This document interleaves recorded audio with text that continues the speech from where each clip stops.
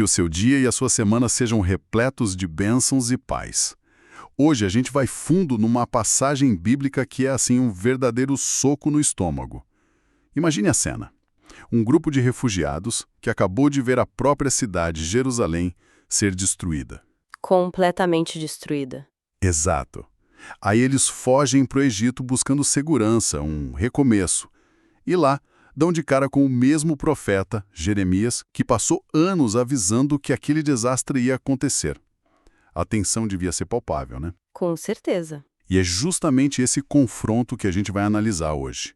Nossa fonte principal é o capítulo 44 do livro de Jeremias, e vamos usar como guia os insights do comentário bíblico de Charles H. Dyer para tentar entender as camadas mais profundas dessa história. A missão aqui é desvendar a psicologia por trás de uma teimosia que parece, assim, inacreditável e as consequências que ela traz. Exatamente. O que temos aqui não é só uma profecia. Não mesmo. É um diálogo, um verdadeiro bate-boca teológico no meio do deserto.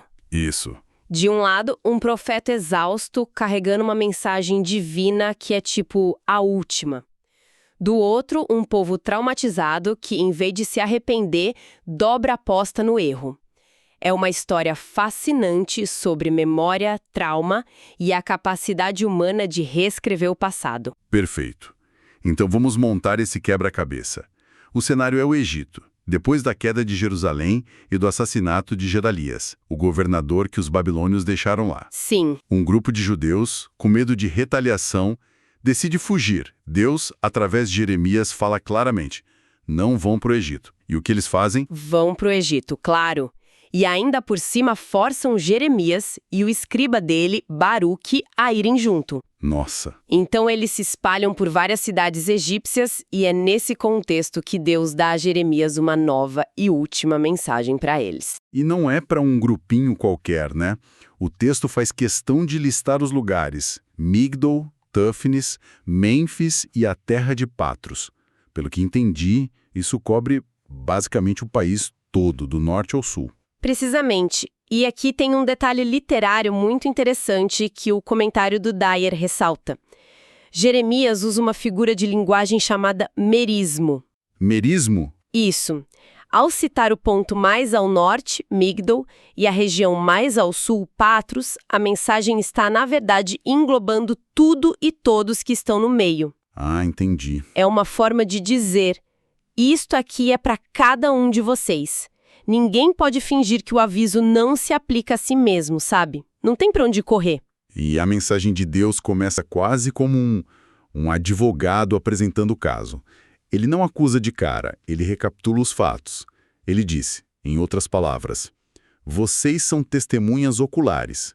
Viram com os próprios olhos a calamidade que eu trouxe sobre Jerusalém. É uma abertura muito poderosa, ele está usando a própria experiência deles como prova. E a causa da destruição, ele continua, foi a maldade que fizeram, provocando a ira de Deus ao queimar incenso e adorar outros deuses. Deuses que nem eles, nem os antepassados conheciam. Exato. O pecado central, a raiz de todo o problema, era a idolatria, a quebra do primeiro e mais fundamental mandamento da aliança. E ele também lembra que não foi por falta de aviso, né? Ele diz: dia após dia, eu lhes enviei os meus servos, os profetas. Mas eles não ouviram. Não deram atenção. E agora, lá no Egito, a pergunta de Deus é quase retórica, mas é cheia de indignação. Por que vocês estão cometendo esse mesmo grande mal contra si mesmos? Essa pergunta é crucial. Muito. Eles não estão só ofendendo a Deus, eles estão se autodestruindo. Estão repetindo no exílio o mesmíssimo comportamento que os levou ao exílio. É um ciclo trágico. E o aviso é claro: se continuarem, eles também vão ser eliminados e virar objeto de maldição. A mesma sentença de Judá os espera no Egito. Pois é. Depois de uma introdução dessas, com a lembrança do trauma, com a lógica dos fatos, a gente esperaria um mínimo de reflexão. Ok, talvez o profeta tenha razão. Mas a resposta que vem a seguir é uma das coisas mais surpreendentes que eu já li. É um desafio aberto, sem rodeios.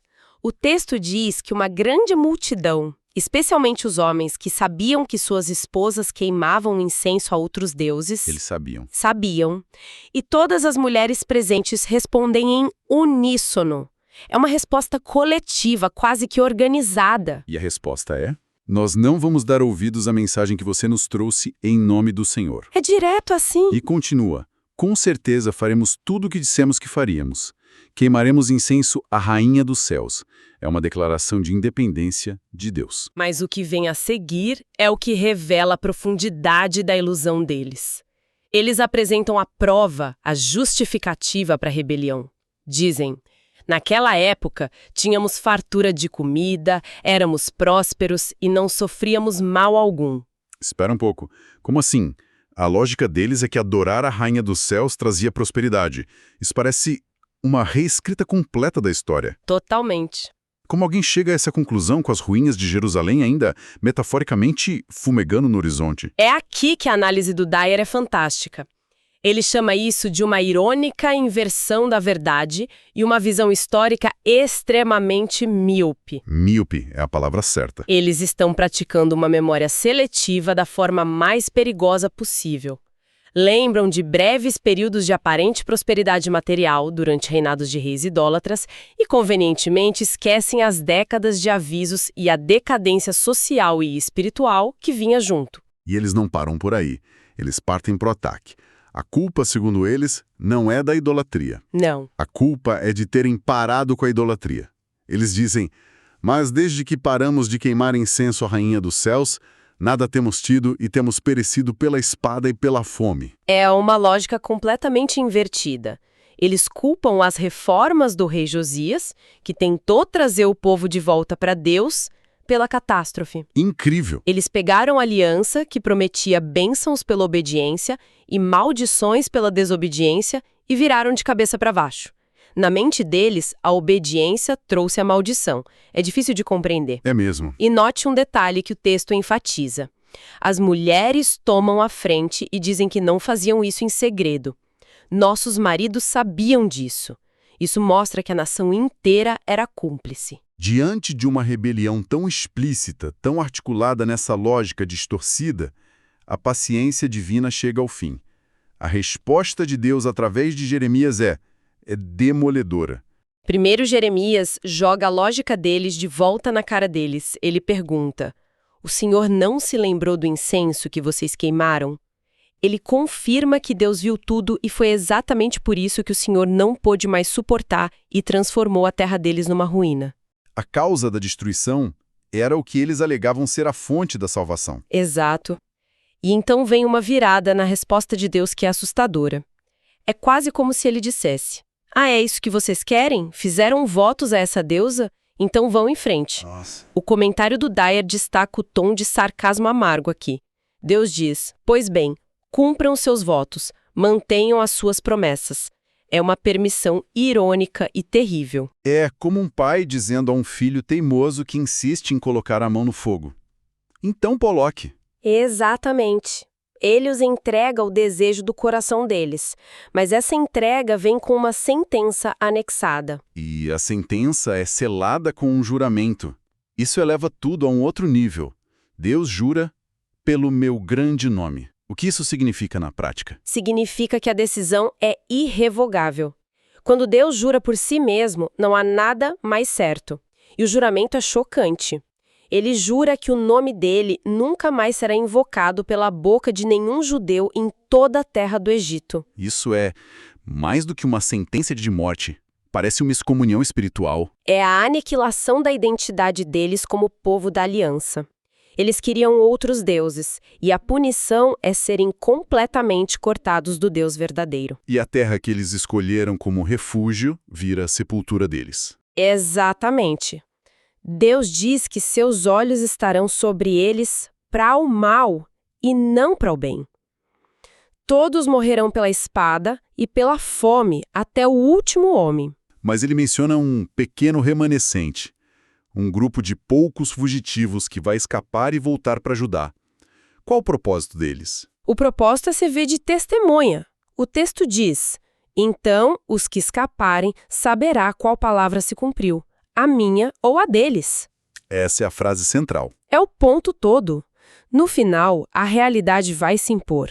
A história vai julgar quem estava certo. E esses poucos sobreviventes vão carregar a terrível verdade de volta para casa. A palavra de Deus prevaleceu. É um julgamento devastador. Mas para um povo tão cético, talvez só palavras não bastassem. Eles precisavam de algo concreto, que pudessem ver acontecer. E Deus lhes dá um sinal. Sim, um sinal político visível e inegável. Ele não aponta para um fenômeno natural, mas para o destino do homem em quem eles provavelmente confiavam para ter segurança. O próprio faraó. E a promessa é super específica. Eu entregarei o faraó Hofra nas mãos de seus inimigos, assim como entreguei Zedequias nas mãos de Nabucodonosor.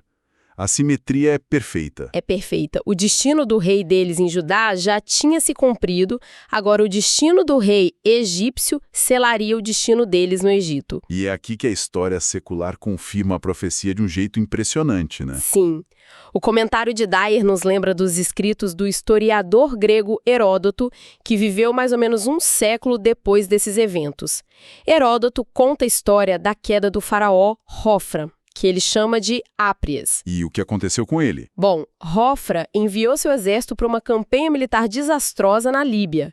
Isso gerou uma revolta entre soldados egípcios. Entendi. Ele então enviou um de seus generais de confiança, um homem chamado Amasis, para acalmar a rebelião. Só que, ao chegar lá, os próprios soldados rebeldes declararam Amasis o novo faraó. Então, o general traiu o rei. Exatamente. Houve uma guerra civil. Amasis derrotou Hofra em batalha e o capturou. Mas a pressão popular era imensa. O povo queria a morte dele. O povo egípcio exigia a morte de Hofra. E no fim, Amasis cedeu e entregou Hofra à multidão. Segundo Heródoto, o faraó Hofra foi estrangulado pelo seu próprio povo em 567 a.C. Uau! Ele foi entregue nas mãos dos que procuram tirar-lhe a vida. A queda de Zedequias confirmou o julgamento sobre Judá. A queda de Hofra confirmou o julgamento sobre os refugiados no Egito. O sinal foi dado. E foi inconfundível. Isso solidifica a mensagem central do capítulo. A confiança deles no poder do Egito e na sua própria teologia distorcida era uma ilusão. A realidade, confirmada pela história, era a palavra do profeta que eles desprezaram. Analisando essa narrativa toda, o que fica é um retrato muito sombrio, mas muito humano, da teimosia. O povo no Egito não estava só desobedecendo passivamente. Não, eles construíram ativamente uma nova narrativa. Isso, uma história alternativa onde a desobediência era lógica e a obediência era a causa dos problemas. É um mecanismo de defesa poderoso. Quando a verdade é dolorosa demais para encarar a verdade de que o sofrimento deles foi resultado direto das suas próprias escolhas, a mente humana é capaz de criar realidades paralelas para se proteger. E a resposta divina a isso é implacável. A realidade não é negociável. Você pode criar a ilusão que quiser, mas as consequências são reais. E inevitáveis. A espada, a fome, a queda do faraó. Não eram opiniões, eram fatos concretos que destroçaram a fantasia deles. No fim, a história não é só sobre a ira de um Deus distante, mas sobre essa colisão entre a ilusão autoimposta e a verdade inevitável. Exato. É um lembrete de que ignorar a realidade não nos protege dela. E isso nos deixa com uma pergunta para refletir. Quando a gente enfrenta dificuldades e sofrimentos na vida, como podemos ter certeza de que a nossa interpretação do passado e do presente é honesta? Como garantimos que nossa memória não se torne uma desculpa conveniente para evitar uma verdade desconfortável sobre nós mesmos? Que Deus abençoe todos os ouvintes.